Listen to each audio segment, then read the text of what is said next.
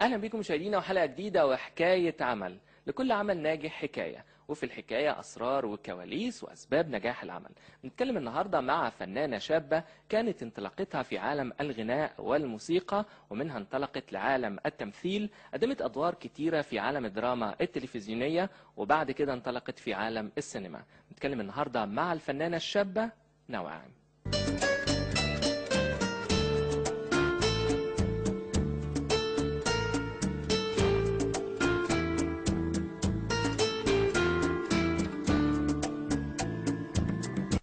الفنانة نوعام، أهلا بيكي معانا على شاشة المصرية.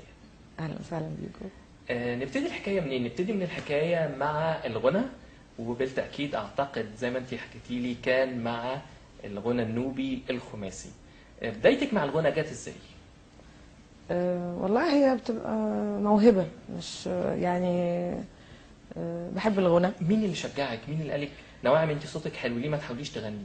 اللي شجعني طبعا فنان علي كوبانا الله يرحمه، فنان سيد السمان ولن انسى له هذا الفضل طبعا. واول اغنيتين تقريبا عملتهم كانوا مع سيد السمان. ثالث غنوة كانت الحان نجم الراحل علي كوبانا، وهو غناها في شريط وسجله في المانيا، ولكن اصر ان استاذ احمد الجبالي بتوزيعه الجديد يخليني اغنيها يعني. طب ما تسمعي لنا حتة منها كده. من انهي واحده فيهم؟ من آخر أغنية اتكلمتي عنها.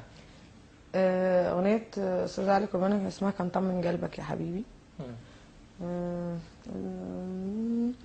طمن قلبك يا حبيبي لسه بحبك يا حبيبي، طمن قلبك يا حبيبي لسه بحبك يا حبيبي، طمن قلبك يا حبيبي لسه بحبك يا حبيبي. كانت كده يعني.